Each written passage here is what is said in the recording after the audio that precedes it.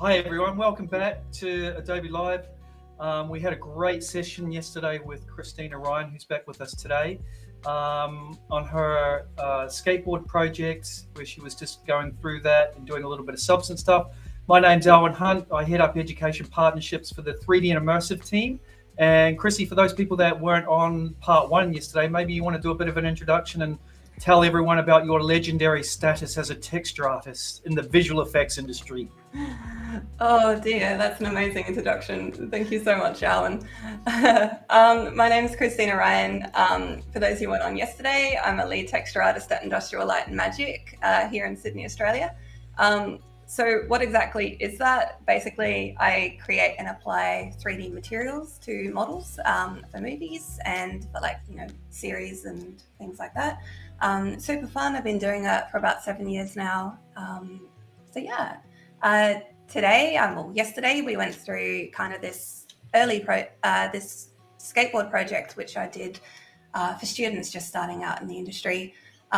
We kind of just learned how to create some basic materials, and then we went ahead and started applying them in Substance Painter. So today what we're going to be doing is just really finishing off this piece, adding those lovely storytelling elements. And then yesterday we had a bit of a chat about presentation and how we might present something like this to both, up and coming recruiters or even just within the industry during dailies or to a supervisor. So I thought we'd have a chat about that today as well. Brilliant. Sounds like fun. Excellent. Do you want to just, mate, what does the lead part mean when you say lead texture artist? What does that mean? The lead. The lead. So essentially, my friend was asking me that off air. He was like, "What does lead mean?" So essentially, a lead is usually a senior texture artist, or not a texture artist, but per discipline. You have your senior artist, but then for every show that we do, you'll typically have a lead per discipline. And so let's say you've got like a team of texture artists, you've got 5 texture artists on a show. You'll typically have one artist which is leading up that team. So not only are they doing the texture work themselves, they're also just helping to mentor the rest of the team. They just also help to interpret any feedback from the supervisors and things like that. So it's more of a bit of a managerial sort of role. It's kind of that next level up. Yeah. Cool. So it's not like a head of department or anything. It's like show-based, but it is just that sort of next level up. And you do have to have those, I guess, communication, management skills and things like that.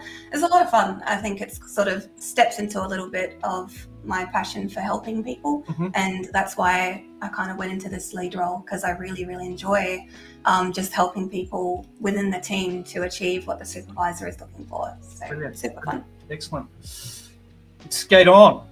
Skate on, oh my goodness. So yesterday we went through all of the material creation. So we spoke about, how we went and created this material from a photo reference. We also just went through how we might create some of these other materials, and these ones were just made from scratch here within Substance Painter. So today I just wanted to talk through some of the finishing touches on this. I left all of the artwork and all of the really fun stuff for today, because that's what I wanted to go through and focus on. So if I just pull up my reference. So the skateboard I'm going for is this one here. So it is relatively clean, but there is some nice details. Is that Josh? Is that Josh? Is that Josh? No. Is that your husband? No, this is a random person off the internet. Yeah, so let's just, look at so we have this really clean looking skateboard, but what I really liked about it was it did have some character. You still sort of see some imperfections and things like that you have to think about whenever you're doing texturing or material creation. If we have a look at some of this other reference here, this is to the extreme. We have some really beautiful storytelling elements that really, I guess, they give the viewer an indication of who owns this particular prop, how they've used it, how old it is. And that is, I guess, a really important part of the texture artist's responsibility. So it's not just adding materials. Or in this case, who he loves. So he looks like this guy is in love with Jessica with a K. And you can see all of these little scratches and marker dents, and even just the artwork itself just tells a lot about, the type of person. And then we also have to think about where these storytelling elements build up. It's not just like something that's just slapped on the whole piece. So you don't just get dirt and go, cover the whole skateboard with it. You have to have a think about where it would accumulate and why. So if we have a think about the dirt, for example, that's going to accumulate more in like the crevices and the bits that aren't as easily cleaned. Although I don't know how often this was cleaned. We have like some dirtier sections on the bottom of the wheels where it's like, touching the road and things like that. The edge buildup is all along the edges. So, it's just things that we have to think about when we're texture painting. So I'm also going to have a think about adding some artwork because that's also really fun. And I'm just going to be doing the checkerboard today for something simple. But I thought we could also experiment with Adobe Firefly, maybe see if we can generate some art from there. Love it. Bring that in, maybe some decals and some stickers and things like that. I've had a bit of fun with that, so we'll go through that. Sure. So let's get started. I'm going to, so as you can see, everything's organized in these nice little groups. If you're used to Photoshop, you would understand that, having everything organized is really, really important, especially if someone else has to pick up your work a bit later. So I'm going to create a folder, and this is where all of my artwork and like decals and stickers are going to live. I always just pop a base layer down the bottom. And this is going to cover the whole model with a particular type of material. And as we had a chat about yesterday, we spoke about masks and how they work. And rather than just sort of painting pixels like you might traditional painting, we tend to flood the entire model with a type of material and then either hide or show it based on a black and white mask. It's a non-destructive workflow. So I'm just going to go ahead and show how we might set that up. So right now, just so I can see what I'm doing, I'm just going to pop like a red color on it. And then I have to make it, so if I, hide it, you can see there's everything still lives underneath it. I'm going to right click and add a black mask. And because my model is set up in a particular way, I have access to this thing called a color selection. And essentially it's just a quick way to be able to add your materials to your object. Maybe show the 2D view of that, Chrissy. If you go back drop it in the 2D view. And then, in the 2D view? Yeah, do 2D view, and then you can just isolate up the top with the ID mask, and viewers can see what that looks like. Yeah, let's have a look. I don't know if I baked it. Oh, here we go. I baked it. Yeah. So these are, without going too much into detail about how this is made, but it's properties that have come through from model. And then you can bake this particular mask called an ID mask. And you can see that I've separated it out based on the different objects and the different materials. So now if we go back to our object and I can go pick a color, you can see that ID map comes up. And I can just go ahead and select which one I would like. So I'm going to pop the artwork on the bottom. And I'm just going to go back to the full view so we can see what's happening. And what that's done is essentially painted this black and white mask for us. Oh, easy set. Yeah, so we could go and paint it by hand if we absolutely needed to, but I've always loved this color selector because it's just quick and easy. Takes no time at all. So now we want to just have a play around with this material. We don't just want it to be plain. I'm going to put this checkerboard pattern on here. It's super simple. Luckily, we do have a checkerboard in Substance Painter already. Like so any good cooking show? Yeah. What was that? I said, like any good cooking show. Look at that. Well, I prepared earlier, but no, this one actually already lives in Substance Painter, which is great. So the way that we do this is on the material, you can see that it's kind of made up of all these different properties. And we had a brief chat about this yesterday. We spoke about how a material is a combination of its color, its roughness, its metalness, and all these different defining properties that dictate how that material will respond to light. So we're not only just having to think about color, we do have to think about some of the other properties as well. But for the color, I am just going to drop and drag this checkerboard pattern into the base color. And you can see that it's too big. So all we need to do is should we have tile it in the pattern? Like so. And then we have a look at our reference to sort of make sure that everything is lining up. And that looks pretty good. Doesn't look bad. So here's our checkerboard. Now we have to think about the shininess of it. So right now, I'm just basically having a look and seeing how it responds to light. It looks like not quite shiny enough. If I have a look at this reference, we can see that it's really picking up that light quite strongly. See that really shiny reflection up here? There's not really many bumps and things on it. It's quite like a contact or something. So what I'm going to do is just drop that roughness right down. So anything closer to black is super shiny. Anything closer to white is more like a concrete. And so now, just on that with the roughness, for those people that, is controlling how shiny that surface is, the way I used to think about it was like oil and chalk. When reflecting, when you look at the surface of oil, it's really shiny and reflection, and chalk is really dull. It doesn't reflect anything. So white and black, it's the same thing here. When something's black, it's really super shiny, and when it's white, it's super dull. There is no reflection on it. That's a really good one to remember. Yeah. Because if we have a look at our roughness now. Speaking of remember, I've just got a quick question. Do you remember what inspired you to pursue 3D? What inspired me? Was it a film? Was it a movie? Was it an artist? What was it while you're doing that? Mine was How to Train Your Dragon. one of my favorite animated movies of all time. I was in, I think, so for those who weren't here yesterday, I quickly mentioned that I was a vet student once upon a time, and I did 3 years of veterinary science and took a year off. And then during that time, I just had a bit of a break. I always loved art. And then I went to an art exhibition in Melbourne, and it was a How to Train Your Dragon art exhibition. And they had like the real life Hiccup and Toothless, like just up on, like, I don't know, I think they were like models.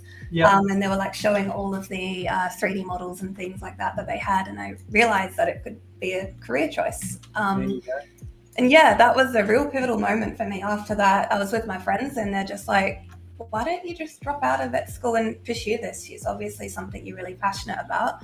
So yeah, did your parents understand what that world was when you were going through that career change? Were they just like...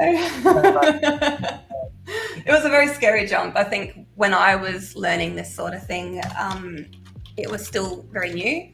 I'm from Adelaide, which is a smaller town in Australia, so there's not really much in the way of 3D studies there. I was kind of told that there wasn't any money in 3D art or in art in general, so it just wasn't something that was very clearly understood. But I don't know, I just knew that I really loved doing it. I really loved artwork. I loved animation. Maybe I was young and stupid. I don't know. I didn't really think too much of the consequences, to be honest. I just quit and went into it. Good on you. And yeah, and honestly, no regrets whatsoever. Super happy with how everything panned out. The money's not as bad as what everyone said as well. You're earning good money. I'm making money, and I can survive. What's your hourly rate? My hourly rate. You don't have to calculate that. Hey, so what are you doing there? You've got some funky pattern that you're dropping into something else there. What's that doing? So what I'm doing now is, I'm just going through all of these different channels and thinking, how can I make it more interesting? So we had that really shiny roughness in there, but something else I really liked from the reference was, can you see this like crumpling sort of pattern? Yep. It just kind of looks like it wasn't perfectly applied.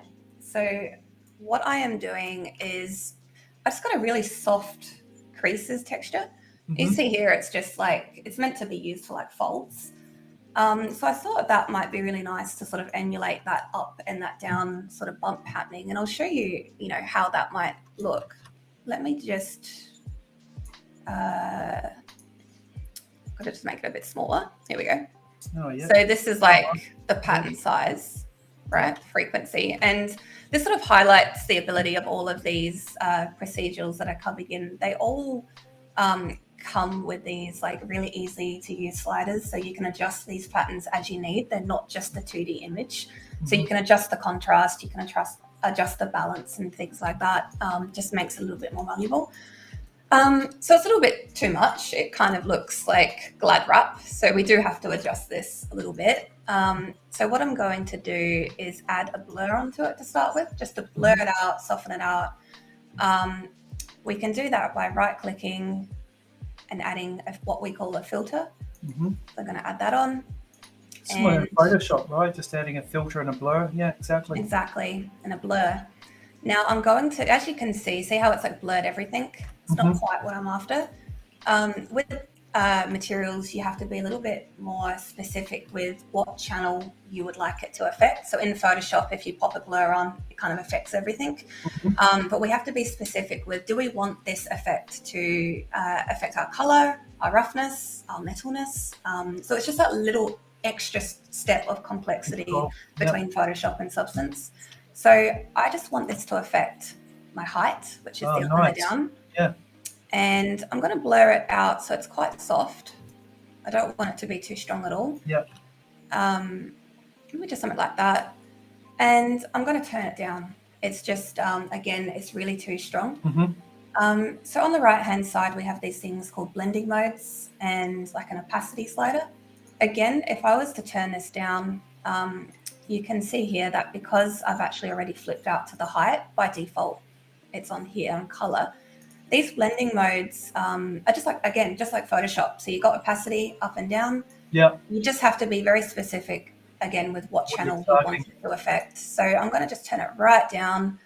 I just want it to be super subtle.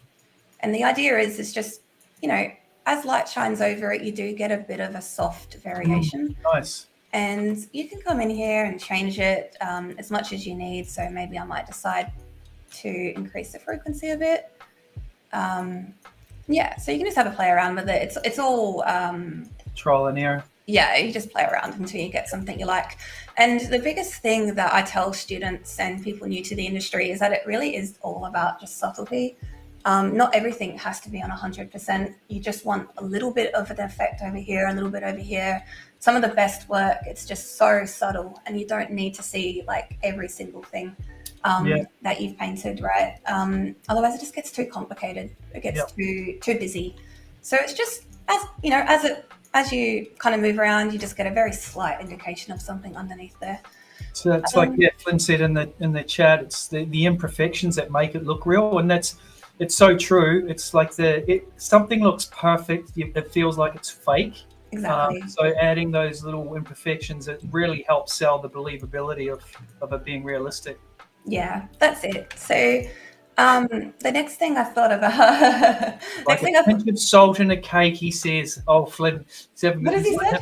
He's like, it's like a pinch of salt in a cake. It's just adding that little bit of, that salt shouldn't be there, but it tastes so good. That's a really good analogy. Thank you, Flynn. All right, so let's get that pinch of salt on here, and let's add some more stickers. Chili. Let's add some chili to it. So something I've been playing around a bit recently is Adobe Firefly. This is super fun. It's ethical generative AI.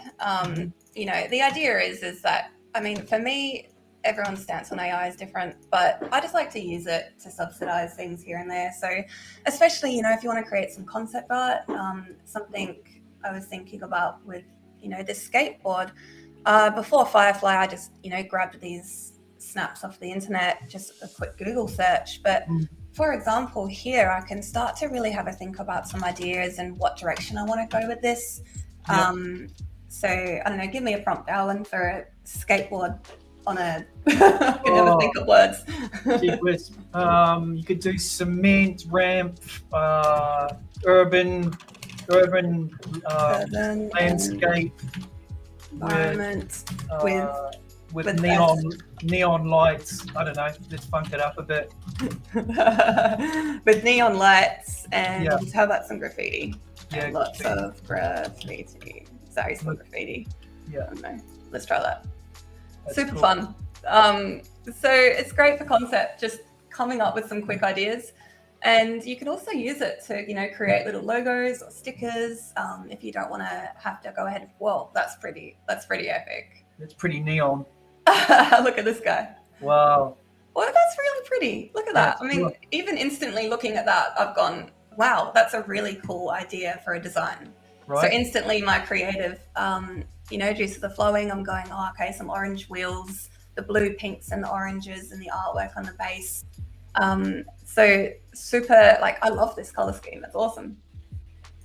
It's cool. Yeah, that. So, I mean, let me wonder if I can just download this. I'm going to just download one of these just for fun. Let's go this one. That's cool too, actually. Yeah, it's so cool. So what I might do as well, I'm just going to have a look at some logos. So I had a little prompt yesterday. Let's have a look. What have I got? So Chrissy, I don't know if you see that on the left-hand side where it's got structure there. Yeah. So you can, this one here? Yeah, so actually if you did a gray shaded render of your skateboard, you know, if you wanted it on, say for example, you wanted the skateboard on a certain angle, but you had that gray shaded, you could go, hey, you know what, I want you to keep the skateboard in and then, you know, do your artwork and the Firefly sort of generative AI stuff around it, but you keep the actual structure of the 3D model itself. I don't know if you've seen that. It's a really cool new feature, actually. Oh, I haven't seen that one yet, but I've had to play around with like some of the references if you want it to look similar to something, which is pretty cool. Yep. So I've just generated this cute little sticker design. I think it's quite cute. Nice. So I'm going to go ahead and download that, and then I've got Photoshop open, and I think this is really cool as well. So I'm just going to go ahead and drop and drag that into Photoshop, and here, done. All I'm going to do is remove background. So we wanted to get it transparent. I want to be able to bring this into Substance Painter without any of this white in the background. Otherwise, you're sitting there trying to paint it out. I just want to stick it with a transparent background, so an alpha baked into it. You bring that in and then you can move it around as you see fit, which is pretty cool. So what I've done is I've just gone remove background, and what this has done is created a mask for me. Now, Owen, do you remember sitting here painting masks out for leaves and like alphas for old school texturing? Yep. So it gave me a twitch. Yeah. So this is really cool. I mean, admittingly, this is a much easier background. It's just a white and it's got this little, background on it. But the fact, you can see here, it's the same process as what we're seeing in the 3D world as well. It's just a layer and then you have a mask. If I remove that background now, I'm seeing just the transparent image. I'm just going to go ahead and rasterize that layer. And then we're going to export this guy out. So save as, save a copy. Save a copy. I've always done export as. Yep. And then want PNG with transparency, and then hit export.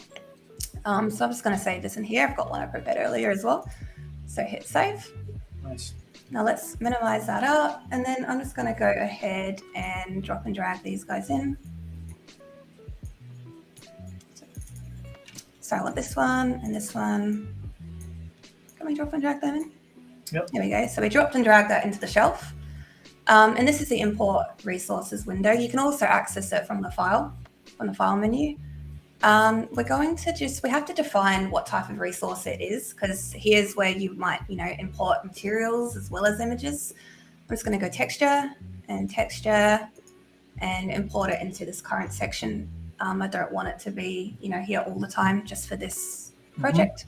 So I've imported these guys in, and these are my two logos. And what I'm going to do now is I'm going to add a new paint layer. I'm going to actually do a fill layer.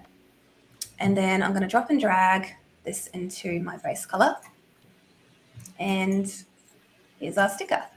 So there's different ways. So cool. Yeah. So yeah, you can see the alpha's already in it, right? So there's different ways that you can project this image on. You can see that what it's actually done is by default projected in what we call 2D view. I'm actually going to swap it out to warp projection. I really like this one. So fun. What it does is you can see this like little plane here, and you've got the arrows to show you which way it's pointing. And what I'm going to do is I'm just going to turn it around and make it so that it faces the bottom like that. And we want it to just project on the base like that. And you can increase the projection depth if it's not going all the way through. Okay. And don't worry about it going on the top for now, although that does look really cute. Kind of looks like a Pokemon. So what we can then do is we can just move it and scale it into place. So let's say I want like something like that. I do just need to increase that depth a bit so that it's like projecting all the way through. And I can go ahead and place it wherever I like. So you can see how much fun you can have just like adding character to this. If you're an artist and you want to go ahead and paint your own decals, like go ahead, like you can do this as well. This is just a very easy way to be able to get lots of like little stickers and little the new version of Painter is going to be able to support Illustrator files. So currently it supports SVG files, but the new one, which I think is dropping in a few days, which is amazing, is that it will support native Illustrator files as well. So you can just drag and drop them in, and you'll be able to see all the parameters that you can change, inside of Painter that you'd be able to see inside of Illustrator as well. Oh, amazing. That's super exciting. So you can see what I've done here is I've just masked it out so that it only goes on that bottom section, just a little bit cleaner. And the cool thing about the projection warp is that you can then go ahead and manipulate it. If you've used like a warp tool in Photoshop before, you'll have an understanding of what this does. But this saved my butt the other week trying to project some things on in VFX. It was so fun. Edit vertices, so you can like warp it into place and move it around. See that? So you can just change the shape and get it to really like fit the shape of your object. If your object is like, see how the skateboard's rounded, for example? If I really wanted to be pedantic and perfect, I could actually move that projection and like move it down so that it, properly fits the skateboard. For something like this, it probably doesn't matter so much, but you can see the projection is now warped around it rather than just being projected flat on it, because you would get a bit of stretching if you do leave it flat. But this is really, really useful in a lot of different circumstances. For example, if you have a face and you want to project some textures on the face, normally you have to project the front one, the side one, the back one, and then blend in between them. But with this, you can actually get it to wrap around like wrapping paper around a present. So you can wrap it around and then you just got the one live projection that you can do amazing. Around. It's fantastic. It's a huge game changer for texturing. And you can add more grids and stuff to that as well, to the warp. Yeah, so you can come in here and add extra. Add extras here, rows and columns. And things like that. So grid steps. It's been a little while since I've done it. Transform, edit vertices. I thought it was in here. Why it's grayed out. Grayed out. Oh, is that because you need to? I'm not too sure why that is. You select the mask. No. No. I'm not sure. Yeah. Something always goes wrong in a demo, doesn't it? Oh, here we go. It's because I'd already warped it. So go reset grid. Oh, there you go. Oh, yeah. You've got to put the number of grid in before you change it. That's it. Yeah. So now I've got a little bit more control. Yeah. So awesome. I can come in here and, warp this around and do whatever I need. So I've got this guy, and I might go ahead and add another one just to make it a bit easier. I'm just going to control copy and control paste, and then just swap out the decal so that I don't have to like move it and manipulate it into place again. So I'll just change it out for this one. Oh, easy. Yeah, nice. And see how it's already in place. I don't have to like move it around. Any time saving is super helpful. Pop the old one back on. I can just flip it around and put this wherever I want it. So yeah, I could be here for ages doing this. You could get really creative. You could add heaps of stickers. You could add your name and all kinds of things. So I'll just leave it there for now. And then, it's super fun. And then while I'm here, what I'm just going to do is tie it all together with one extra dirt layer. I think it's just a little bit too clean, especially, around the edges and things like that. So I'll just do a quick demo of how we might do that. And then let's move into Substance Stager, because I think people will find that really interesting as well. So I'm going to add a new fill layer. And again, a fill layer is just a material. I'm going to turn it into a dirt material. And, the way I do that is just change it to like a darker brown color, nothing too fancy. I'm going to make it super rough because dirt is rough, non-metallic, and there's my dirt. Okay. It doesn't look like much right now, and that's because we need to add a mask. So I'm just going to go ahead and right click and add a black mask for now. And up here in the shelf, we have these things called smart masks. Now, you can go ahead and create these masks again from scratch, but I always encourage people just to have a look at what's in the shelf to start with. You can get like a really far, get quite far with these, and then you can edit it as you need them. So I think the one I really liked was the soft dirt. You drop and drag that in, give it a minute, and you can see that it already applies it onto the model. So if I hold Alt and click on that mask, you can see what it's done. It's able really to isolated. smartly detect. Yeah. Yeah, so it's kind of just gone, all right, like, so for this dirt, I want it to be in the crevices, in places where it makes sense. Mm-hmm. So super cool. And then you can come in here and change it as well. So I think I want this a bit stronger. Maybe something like that. You can come here. It's so it. easy. Like they sort of so like now you can preset see that. masks. Yeah, so it's super user friendly. So if you haven't built these before, like everything in here you can build from scratch and really have fun with it.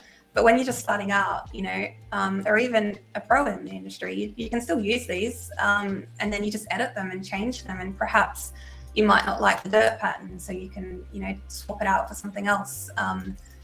But this is, rather than starting from scratch, it's given me such a good base to keep moving on from. Maybe I want the dirt a bit brighter, so I might lift the color a little bit. So yeah, that's how I would go ahead and create some of that dirt. And the reason I popped that on the top of the layer stack, because I want it to affect everything. I don't want it just on the base. I want it to go over everything. So I'm going to just maybe contrast it out a bit as well. See how we're starting to get a bit thicker, a bit more build up now, like that. Some more levels and something like that, it's fine. So yeah, that's how I would, approach that. And I'll keep going with all of the different layers. Like the next thing I might do is go ahead and add maybe some of these edge wear and things like that. And if I have a look at edge wear, you've got all kinds of masks here.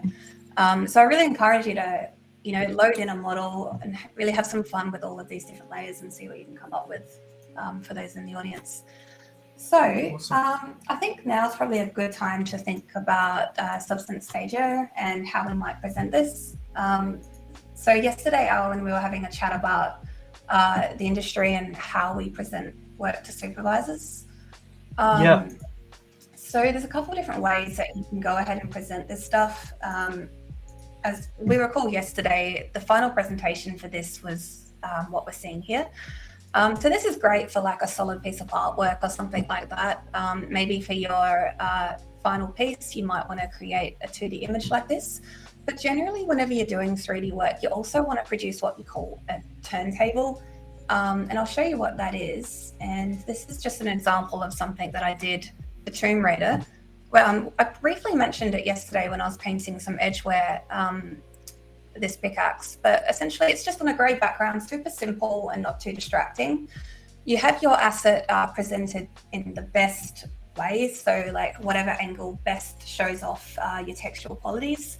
If it's something like this that's kind of big and small, I put two next to each other so we can see it close up and far away. And the idea is you just have it spinning around. So as you can see, it's just moving around, and then we have one cycle of the asset moving and one cycle of the lights moving. And it just helps the supervisor understand what those materials are doing, how they're responding to light. It might look good in very one particular angle, but then you turn it around and maybe it doesn't respond quite right. And this just allows you to diagnose everything and make sure everything is working. And then we also have this Macbeth chart and the color calibration balls in the bottom left here as well. And this is just so that a viewer can understand what lighting environment's being used. We can see here that the chrome ball is reflecting the background. So we know that that background is a HDRI, which is an image-based lighting. And we can see it's like a sunlit daytime environment. And then we have this ball here, which tells us what direction the light's coming in, how it's hitting the asset.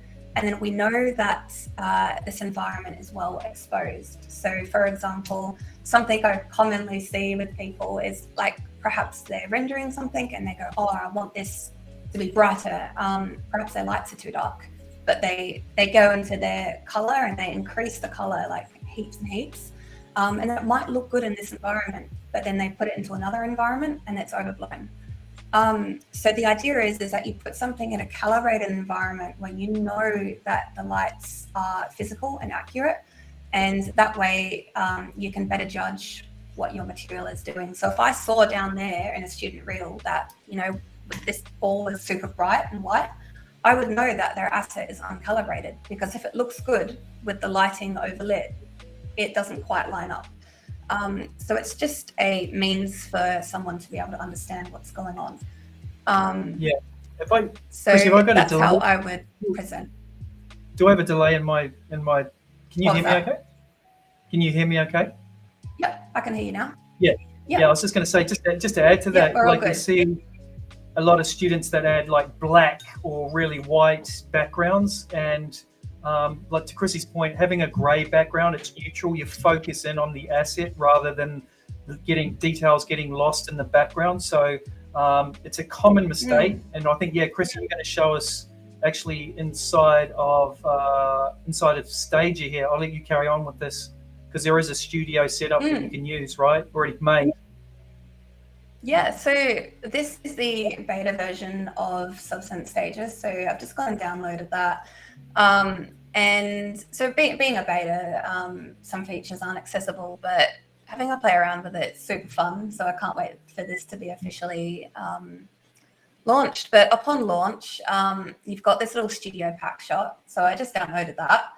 And it looks like it's got all of these templates. And one of the templates here is exactly what I was just showing everyone. So the grey background, the Macbeth chart in the corner.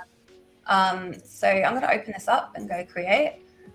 And, to set this up normally would take such a long time. And within 10 minutes, I had a render on my farm on my computer. I had a render going of a turntable. So I was super impressed by this. So this essentially just is it's a template, so you can swap out what you need it to. For those that haven't used Substance Stager before, it's basically a rendering package and a staging package that allows you to get all of your individual assets that you've made. You bring them into this package and lay them out in like a scene, a little 3D world, and you can add your materials on, you can add background elements, you add lights, and this is where you would then render it for presentation. So on the top right, we have our scene, which is everything that lives within it. So we have our lights, we have our backgrounds and our assets. So our assets being the Macbeth chart, the balls, and this little handbag here. But we're going to go ahead and swap this out for something else. On the left-hand side, the same with Painter, we have all of our materials and everything else that's in here. You also got like 3D models as well, which is really cool. So if I wanted to add like a coffee cup in here, for example, I can do that. And you can download heaps more off of Substance Assets. This is just a couple to get you started. But some of these might be really cool for the skateboard, like some of these more urban, rubbish and things like that. If I was going for a really grungy look, I could subsidize their presentation with some other things just to give it some character. So yeah, you're just building a little scene. It's super fun. So actually, what I'm going to do now, because this is the beta, you got about 15 minutes to go or 14 minutes to go. Just a time check. Awesome. Now that's plenty of time. Thank you. So with Substance Stager, what you would typically do, and again, because this is the beta, it's not loading it into the beta version. On the left-hand side of your Substance Painter project, you just click on this button here, and you can go send to Substance Stager. It basically just packages up your texture and your model and sends it straight through. I clicked on this and it opened up the old version. So I do just want to demo the beta, so I will just be bringing it in manually, but again, this is such a time saver because otherwise you are handling everything individually, which I will be doing for this, but it's not too difficult. It's just, extra time. So I'm going to be just bringing in our model. So this is an FBX file of our skateboard. So I'm going to just drop and drag that straight in and include import. And I'm just going to rotate it like so, put it into the middle somewhere. You know, maybe I want to rotate it or something to present it a bit nicer, or maybe you might, if I had more time, I would get like a pedestal or something and put it upright so that you could see all of the artwork underneath it. So you do have to think about how it would best be presented. But now we have to apply the materials. So to do that, we come up to the skateboard and we open it up until we can find one of the meshes. So this is a wheel. If I go to the material that's linked onto it, it's brought it in with just a flat material and it's linked over the whole mesh, which is super handy. You can see that it's linked with this little button here. And all I need to do is I have all of these textures that I've exported out of Substance Painter, and we have to basically bring it back together to reproduce that material. So if you don't have, if you aren't just like packaging it and sending it, you do have to do it manually. It's not too difficult. So we have all of our textures here, and these are those maps I was talking about. So it's just color, height, metallic, normal, and roughness, and together they make a material. I'm gonna just find the various ones and plug them in, basically. So base color, drop and drag that into base color. And now we've got the color. And I'm just gonna go into all of the other ones as well. So we've got normal, where's that? It doesn't take too long. Oops. We have metallic. Don't really need this one, but oh, actually probably helpful. And then we have roughness there. So this is now just defining that material a little bit nicer. Cool. Okay, so now you can see that, you know, things are shining correctly, things are looking right. The metals look like metals, plastics look like plastic looks like plastic, and so forth. I'm going to go ahead and just remove this bag. I don't need that in the template. And something I was really impressed by Substance Stager was the GPU ray tracing. So you can have it render on the fly if you've got a decent GPU. So yeah, next I want to do a quick turntable. Actually, so it's really easy in Substance Stager to set up. Just going to say, in backgrounds, if you click down that group, there's actually different colored backgrounds and shapes. So you can actually hide the first one and it'll give you a lighter, and yeah, unhide that one. Yeah, and you can get different looks. So it has different backgrounds as well. So yeah, different options there in terms of different backgrounds. Cool. Oh, that's nice. I actually think I like this one. I reckon what I might do then, because you could come into this and just go ahead and change the material of it. So it looks like it's just a white background. So if you wanted to funk it up a bit, you don't have to, but if you just wanted to add a subtle hue to it or something, you could. I might just leave it light for the presentation. So this is what we have here. And then with our skateboard, all we need to do is click on it and go to animation. And then we can switch on either spin or orbit. Look at that, it's already done it for us. So it's got everything inbuilt in. Normally you'd have to keyframe this in, you know, have it on 0 rotation here and then keyframe it to 360 here. Click of a button, already set up. You could do an orbit as well, which is like an orbit of the camera instead, but you know, this is fine. So let's do this, and we've got camera here. I assume what we can do is flip out the different types of cameras as well. So we've got top, high angle. Perhaps we might want to, you know, present the skateboard in a better light like this. Might be a little bit better as well. Of course, we'd have to go ahead and move those Macbeth balls and everything to make it, you know, fit into this screen as well. But this could be a cool way to demo it. In fact, I quite like it. I'm gonna go with this. Gonna do that. Oops. Hold on. That's not wanting. There you go. So I'm just going to move that closer. Right. And then camera top. We did the camera high angle, didn't we? Now I'm not sure how to zoom back out again, if I'm honest. Is it locked? But I think is it that's locked? okay. That's why. High angle. Yeah. That's all right. I will go ahead and forge on with the front one just so that we can get a move on with the time. So I'm going to just go ahead and leave them here.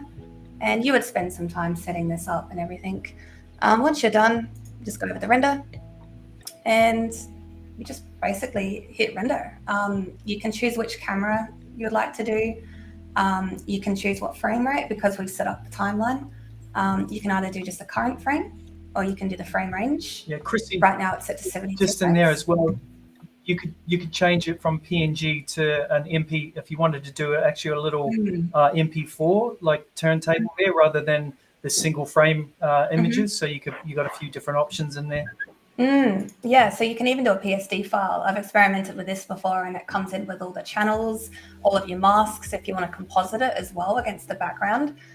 This is super handy. I just earlier rendered out some PNGs. I went old school and pulled it into After Effects. You went old school. But I didn't render the whole lot. This only had 5 minutes just to quickly chuck something on render. But you can see, I've got a turntable already started. So you would just loop this and this is what you would present in your show reel. Again, you would want to present it in a bit of better light. You would go a high angle or something a bit nicer, but that's how I would present that. And it's, it's taken all of the stress and the difficulties out of the presentation, which is what I really like. More time to focus on the creative. Yeah. So very quickly, excellent. I thought as well, I would just show how this one was set up in the last few minutes of what I had left. So I'm just going to go ahead and open up that project file. And don't need to save that. The way I did this one was I made use of a lot of assets off of Substance 3D assets. So, I used the skateboard that I textured, but I wanted all of this background stuff as well. And a lot of the concepts, it had all of these ramps in the background and all of these cool things that really just helped sell it. I also wanted it to lean up against something because something that I faced with the skateboard was that it was hard to present because like we saw before, just having a skateboard on the ground, you don't get to see it really well.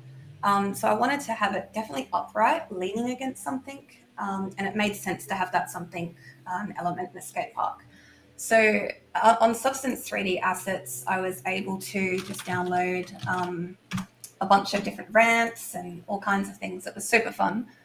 If you come onto here, type skateboard, go.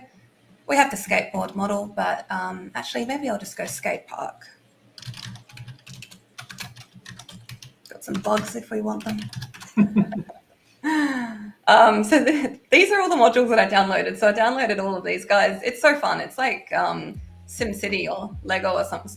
Zoo Tycoon, that's what I'm thinking of. When you like add everything together and you like make your little environment. So fun. So I just downloaded a bunch of these and brought them all in. So this is so if I go to the viewport camera. Oh, cool. So this is my scene. Yeah. I've just brought these models in. So these are the skate park modules here and here.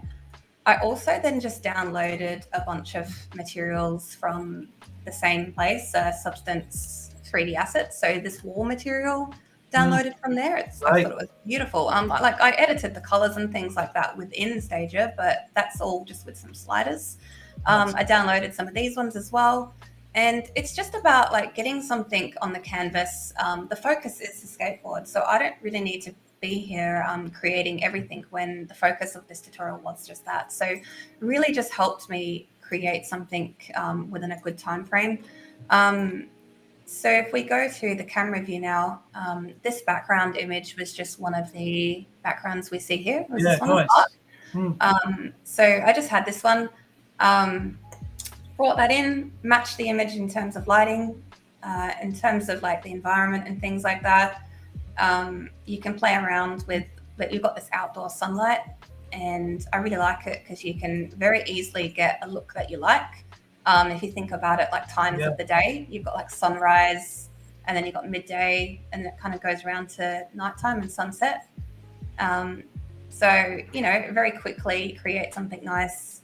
Your cloudiness, so like how overcast it is, and you can also increase and decrease the intensity of the lighting. Yeah, brilliant. If you pop on ray tracing mode as well, you get a pretty decent render live, which is awesome. Think about all the hours that you spend like tweaking things in other packages to try and get a decent light, you know, render out using, you know, with the lighting and that. Such a nightmare. I absolutely love Stager for the reasons you mentioned, just, you know, being able to quickly set things up and actually get a render out. Hey, Chrissy, we've got a couple of minutes left, so we might have to wrap it there if you've got some final comments. It looks amazing, and you know, I think it's a great lesson in being able to utilize other assets and not having to build everything from the ground up. It's super simple to get into Substance, and I encourage everyone to have a play with it. It's, you know, it's free for education and for students. So yeah, jump into it. Thank you so much, Chrissy. No, that's all right. Thank you so much for having me. I hope those in the audience are able to learn something today and just get a bit of an idea of how you might use the different packages. And yeah, just to be inspired to just try. So what are you working on? Are you going back to work on Transformers now? Yeah, basically. So movie comes out end of the year. Super excited for that one. Yeah, so that one's been my life for a little while now. I've actually just moved on to a new show. I can't say what that one is, but Transformers 1 is the one we're doing. Excellent. It's amazing. So you'll be still doing metal by the end of the year. Oh, I did a lot of metal. All right, cool. Thank you so much. We'll see you next time, Chrissy. Have fun. Have a great rest of the week. Ciao, everybody. Bye, everyone.